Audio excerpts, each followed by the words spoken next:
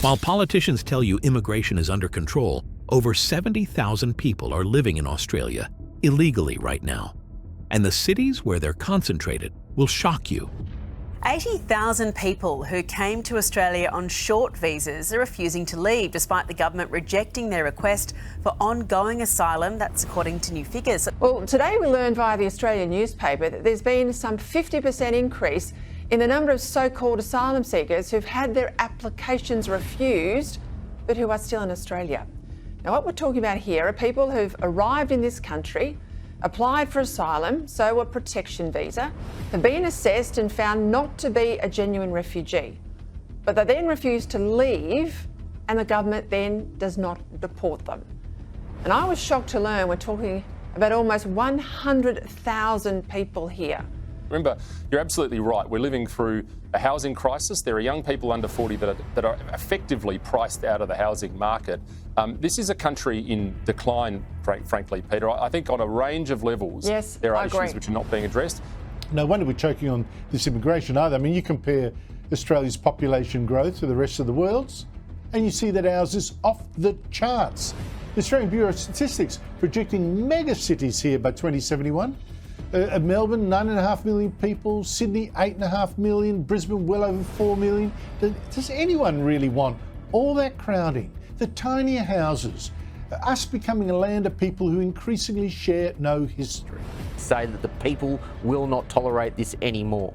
And this is the lesson for sensible Conservatives in Australia, to say that you need to have some backbone. Every day, thousands of people walk the streets of Australian cities without legal permission to be here. They work in our restaurants, clean our offices, and live in our communities, all while existing in the shadows of a system that has completely lost control. The Department of Home Affairs admits that over 70,000 people are living in Australia unlawfully. But what they won't tell you is where these people are concentrated, which cities are bearing the brunt of this crisis, and how this hidden population is affecting your community. Before we count down the cities, let's understand the scale of this problem. When the Department of Home Affairs admits 70,000 people are living here illegally, that's just the ones they've bothered to count. The real number is almost certainly much higher. These aren't refugees fleeing war zones. Most are visa overstayers, people who came here legally on student visas, tourist visas, or work permits, looked around, liked what they saw, and decided the rules don't apply to them. While you're paying taxes and following immigration law, they're simply ignoring it. Here's what makes this particularly infuriating. Over 32,000 people are currently on bridging visas with no work rights, yet they're still here, many working illegally and undercutting wages for legitimate workers. They're gaming a system that's supposed to protect Australian workers and communities. Take the case of Sean, recently exposed by the ABC. After his student visa was cancelled for not attending classes, instead of leaving as required, he chose to stay illegally for 6 months, working cash jobs and stealing when convenient. When finally caught, he got a bridging visa, and 5 years later, he's still here. Meanwhile, legitimate immigrants wait years for proper processing. By the way, if you're tired of being treated like a second-class citizen in your own country, subscribe for more unfiltered truth about what's really happening in Australia. City number 1. Sydney, the gateway magnet. Sydney attracts the highest numbers of illegal residents because it's easy to disappear into a city of 5.3 million people. More importantly, it's where the money is and where employers are willing to pay cash with no questions asked. The city processes millions of international arrivals annually through Sydney Airport. Many arrive on legitimate visas but decide to overstay when they realize how easy it is to work illegally and avoid detection. Areas like Cabramatta, Bankstown, and Western Sydney have become known for their large immigrant communities. While most residents are here legally, these areas also provide perfect cover for those breaking immigration law. The established ethnic networks make it easy to find cash work, cheap accommodation, and advice on avoiding authorities. Here's what's really happening. A community worker in Western Sydney recently described how a single father whose visa expired chose to stay illegally rather than return home. He's working 2 cash jobs, undercutting wages for legal workers, while accessing charity services meant for Australians. The system rewards rule-breaking while punishing those who follow proper procedures. The construction industry, hospitality sector, and cleaning services in Sydney are notorious for employing illegal workers. These industries operate on cash payments specifically to avoid visa verification, creating a parallel economy that undercuts legitimate businesses and workers. City number 2. Melbourne. The student visa scam. Melbourne's reputation as a cultural capital masks a darker reality. It's become a hub for visa fraud and illegal overstaying. The city's massive international student population provides perfect cover for those gaming the system. Here's how the scam works. People arrive on student visas with no intention of actually studying. They enroll in cheap, low-quality courses just to get into the country, then disappear into the cash economy. When their visas get cancelled for non-attendance, they simply stay illegally. Areas like Richmond, Footscray, and the Inner West have large immigrant populations that provide networks for illegal residents.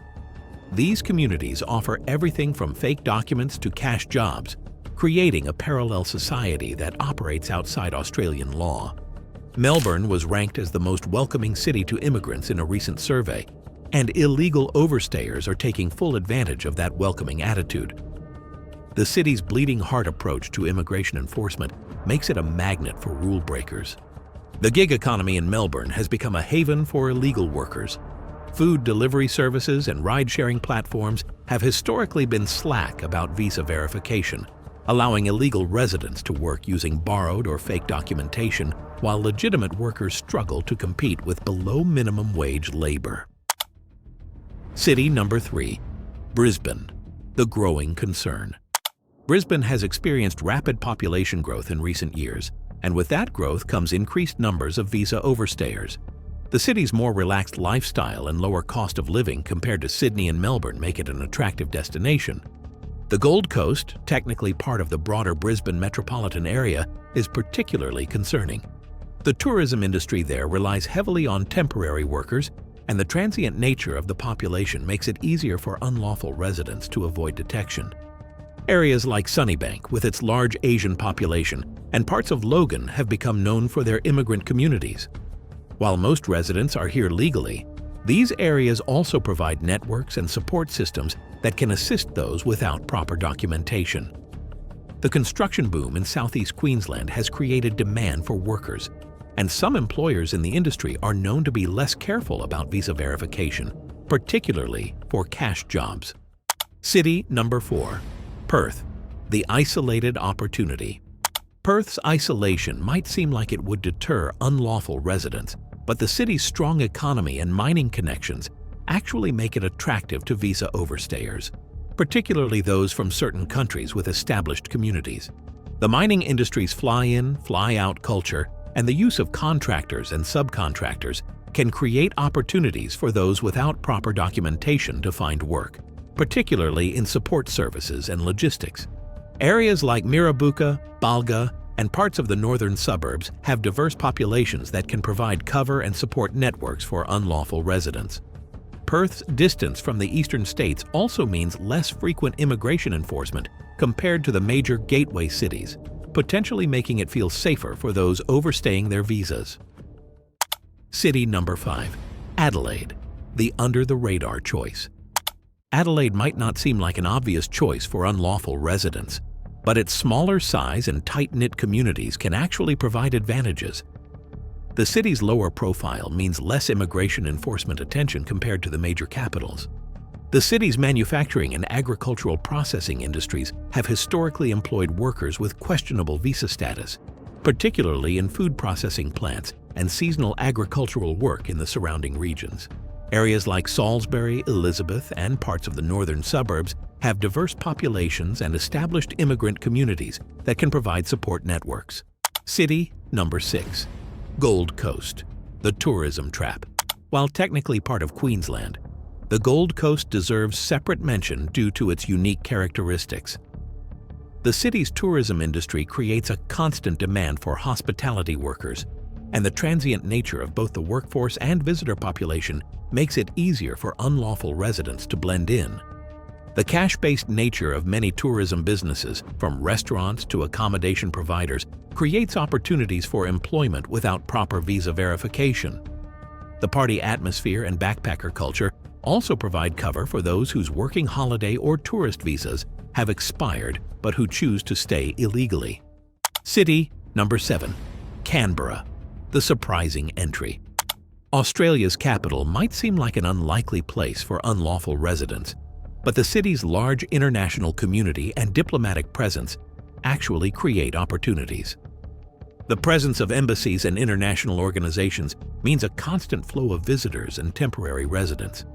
The city's highly educated population and service-based economy create demand for workers in hospitality, cleaning, and other service industries where visa verification might be less stringent. City number 8. Darwin, the Northern Gateway. Darwin's proximity to Asia makes it a natural entry point for those seeking to enter Australia, and some choose to overstay their visas rather than return home. The city's small size and remote location can provide a sense of anonymity. The defense industry and mining connections create economic opportunities, and the transient nature of much of the population can provide cover for those without proper documentation. City number 9. Hobart, the forgotten corner. Tasmania's capital might seem like an unlikely destination, but its growing reputation as a cultural destination and the expansion of industries like tourism and agriculture have created opportunities for unlawful residents. The island's isolation and smaller population can actually provide advantages for those seeking to avoid immigration enforcement. City number 10. Cairns, the tropical hideaway. Cairns rounds out our list as the 10th city where unlawful residents concentrate. The tropical tourism hub's seasonal workforce demands and backpacker culture create perfect conditions for visa overstayers to disappear into the system. The city's proximity to Asia and its role as a gateway to the Great Barrier Reef means constant tourist traffic, making it easier for those whose visas have expired to blend in with the transient population.